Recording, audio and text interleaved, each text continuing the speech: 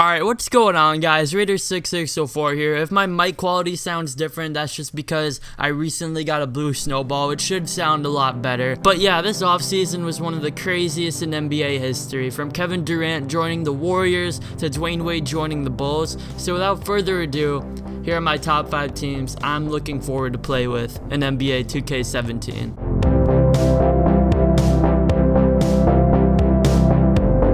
Alright, at the number 5 spot, we have a very exciting team in the New York Knicks. Alright, the Knicks, they made some really big moves this offseason. Not only did they add Derrick Rose to their team, but they also got Courtney Lee at shooting guard. So basically, you're replacing Jose Calderon and Sasha Vujacic as 2 old guards, and that's just a really big deal for them. I mean, just look at this rotation. There's a lot of stuff you can do with this team. Also, let's not forget that they got Brandon Jennings coming off the bench. He's a bit past his prime, but he's still effective.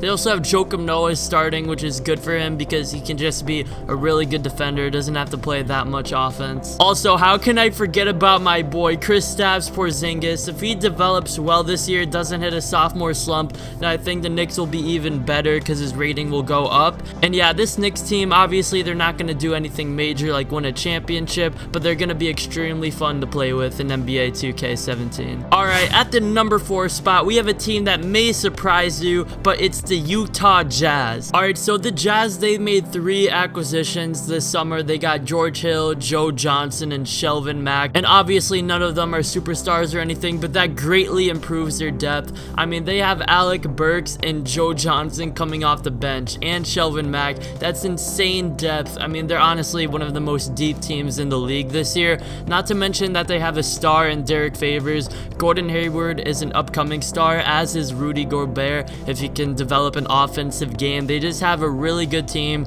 that covers all aspects of the game. Another thing I love about this team is how well they can shoot the 3. I mean, almost every guard and forward on this team can shoot the 3 really well, and I feel like if they all get hot at once, then they can beat any team in the league, assuming the other team has a bad game. But yeah, they're just a complete team. They also have a really nice bench with Shelvin Mack and Joe Johnson. When I was playing with them, they honestly played just as well as the starters, which is scary. They have one of the best benches in the league, and they're definitely a team to look out for. Now, obviously, they're not going to be an elite team that's just going to, you know, blow out the Warriors or the Spurs, but I think they'll be pretty well, and, you know, there might be an upset in the future. You never know. Alright, at the number 3 spot, we have another surprising team, and you might not agree with me here, but we got the Minnesota Timberwolves. Now, you might be looking at me like,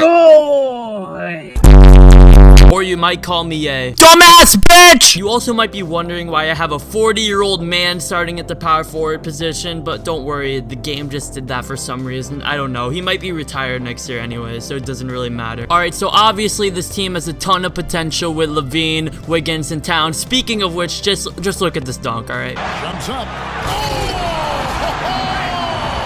But yeah, man, the real reason why I picked this team is just because I think they're going to develop nicely. I mean, Karl Anthony Towns is already an all-star. I think he'll become a superstar soon. I know I'm only going off of Levine in this gameplay, but he was always wide open. So, also, Andrew Wiggins is on his way to become a superstar as well. I hope he can finally make that big jump this year.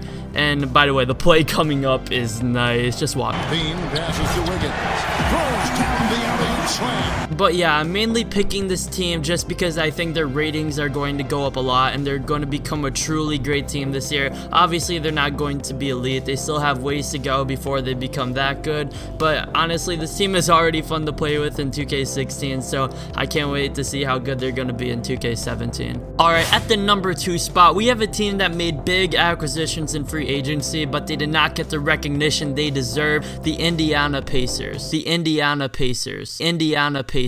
India fucking nerd. Alright, so the Pacers had an amazing offseason because they got 3 big pieces and they didn't have to give anyone major away. They got Jeff Teague starting at point guard, a big upgrade. They got Al Jefferson starting at center, also a big upgrade. And they got Thaddeus Young starting at power forward. Basically, they got 3 new starters, and like, I don't know, they just had a quiet free agency because like not many people were talking about it, but like this team is just going to be so good next year with all the players they got. Not to mention They got Miles Turner coming off the bench instead of starting now, which is a big benefit for them because he can contribute really well off the bench as he develops as a player. And you still got CJ Miles and Rodney Stuckey. They basically got like 3 new good players, and they barely had to give anyone away. They had an amazing offseason. Honestly, the Pacers haven't really been an amazing team since 2014, but I can't wait to see them be relevant again. And when one of the players on your team can do this, you know you're in store for a good season.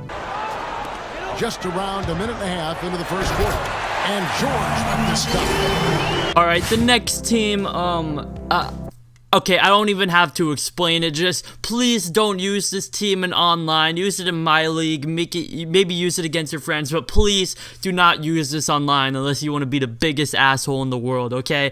Use the other 4 teams I just mentioned. Just please do not use this team, okay? And yeah, just look at the rotation, all right? That's all I have to say, really. All right. Last year, it was clear Steph Curry was just on another level. Was an MVP dumbass at the start of the season, and he would eventually. But yeah, that's gonna be it for today, guys. Thank you for making it to the end. I hope you guys enjoyed the video. I was thinking about putting the Celtics or Bulls on this list, but I just realized the Bulls have the worst spacing I've ever seen, and I'm not looking forward to playing with that team. And the Celtics, I mean, yes, Al Horford was a good move, but honestly, he's not the most amazing player. Like, they will be a better team, but like the other 5 teams, I just like playing with them more. Even though I am a Celtics fan, this list is unbiased, and that is proof as so. So yeah, thank you guys for watching. Leave a like if you enjoyed.